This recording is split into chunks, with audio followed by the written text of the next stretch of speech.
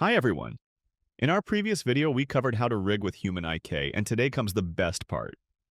I'm going to show you how to use all these functions and controls to start bringing your own characters to life with this incredible tool. So, let's get started. We'll begin by bringing in our rigged character. Go to File, then Import, and select your file. And hey, if you don't have a rigged character of your own yet, don't worry at all. You can still follow along using one of the awesome examples built right into Maya. To find them, just go to Windows, then Content Browser.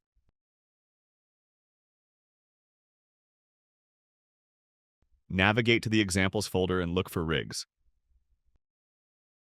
You'll find several pre-rigged characters there that use the exact same system we are using today. Just pick one, bring it into your scene, and you're ready to start practicing your animation moves. The great thing is that this character already has the definition we created earlier, so we just need to add the control rig to start moving. First, make sure your character is correctly selected in the HumanIK user interface and that the source is set to none. Remember, if you can already see your controls on the screen, you can just jump ahead. To bring the controls to life, simply go to the Definition tab and click Create Control Rig. Just like that, we're ready. If for any reason you can't see the controls clearly through the mesh, don't worry. Just activate X-ray joints here in the viewport settings. Now you can see everything perfectly and you are ready to start posing your character. Now take a look at the screen. These are all the controls available for your rig. Just like most professional rigs, this system gives you two powerful ways to animate. IK, which is inverse kinematics, and FK, which is forward kinematics. It is important to remember that both systems are amazing in their own way. One isn't necessarily better than the other.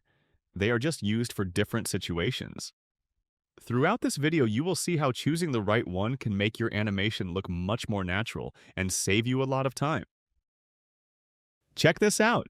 If you click these icons here, you can easily toggle the visualization for each system. For now, let's focus on the IK controls. You can see them on the screen represented by these curves and null objects.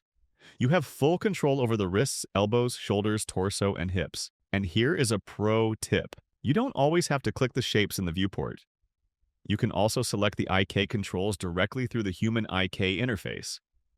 In the UI, they are represented by these small spheres and they are positioned exactly where they belong on the body. This makes it super fast and easy to select exactly what you need without any clutter. It's a total game changer for your workflow.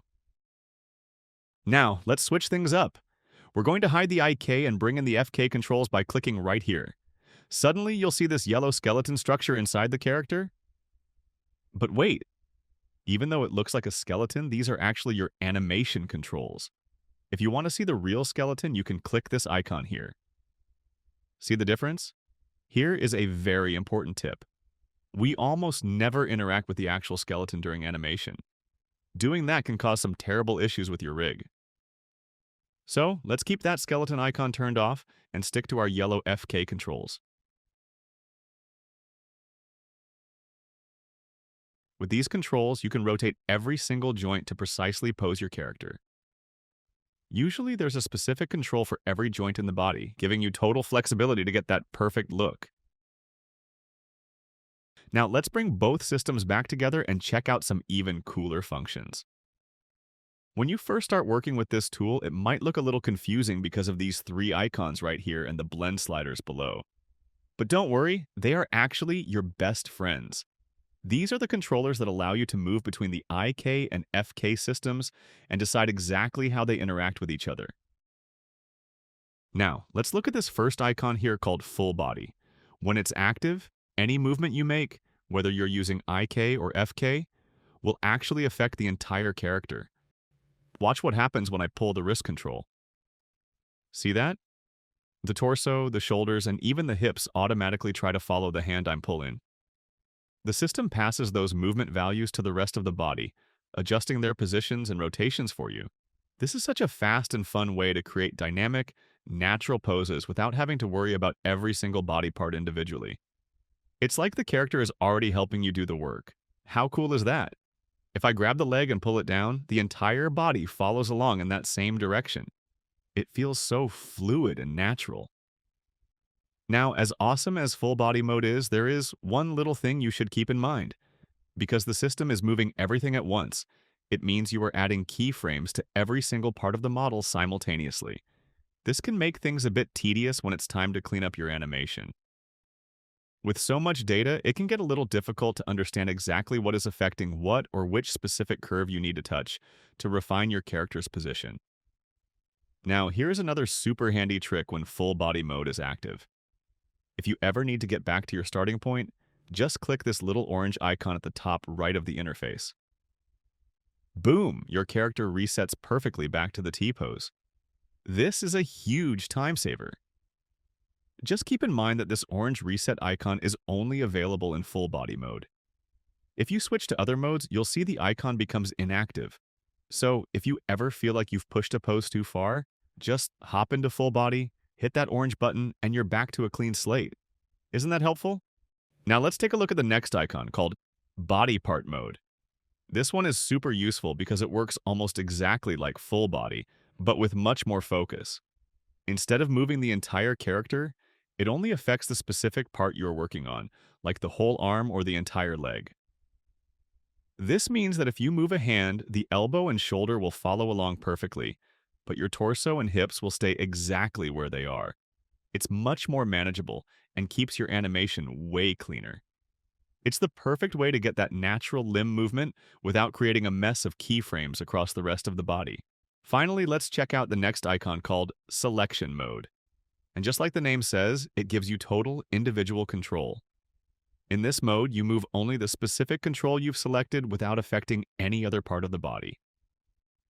This is where you get to be the boss of every single detail. It means you can manually switch and choose exactly which system you are using for each movement.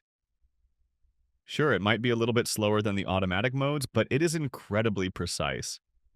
You'll know exactly which joint you are keying and exactly how your curves will look in the editor. Alright, let's stick with this mode and look at some really interesting IK and FK features. First, let's keep only our IK controls active. Now, check this out because this happens to everyone. If I select the wrist and try to move or rotate it, nothing happens. It might even feel like the control is totally locked. But don't worry, nothing is broken. This is exactly where those IK and FK blend sliders come into play. In order to move or rotate your IK controller while in selection mode, you need to make sure your sliders are set to 1. The slider labeled IK Blend T stands for translation. This is what allows you to move the control around.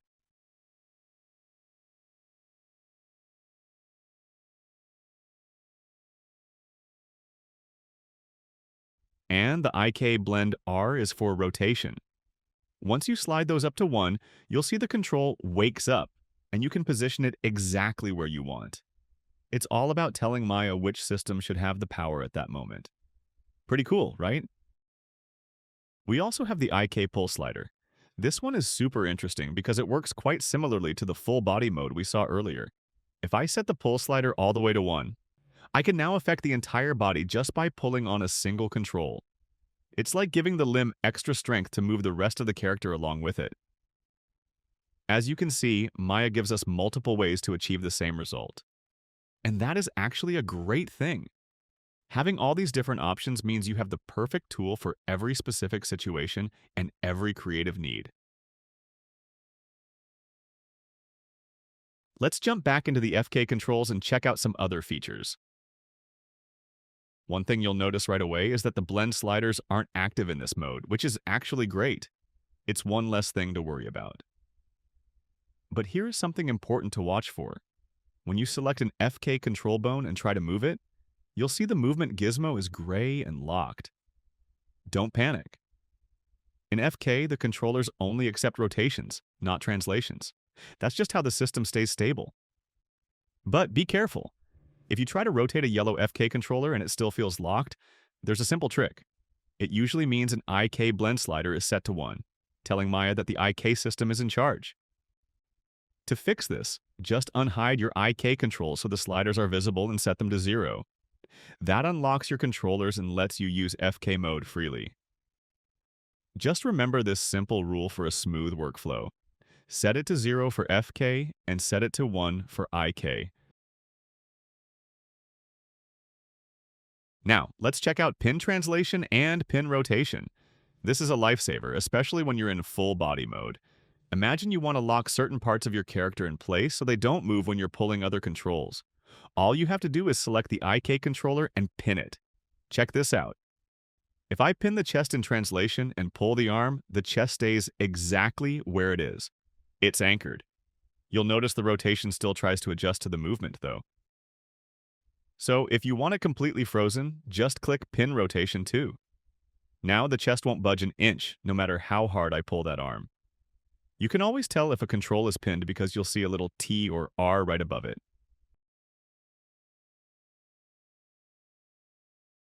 Take a look at my character's feet. They are pinned. So when I move the hips down, the feet stay firmly on the ground.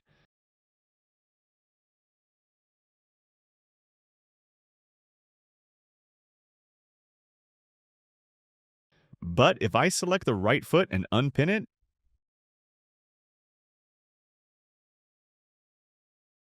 whoop, now the foot moves down with the rest of the body. It's the perfect way to keep your character grounded and stable. And finally, the last icon for today's tutorial is the Release All Pins button. Just like the name says, with one single click, every single pinned part of your character is released.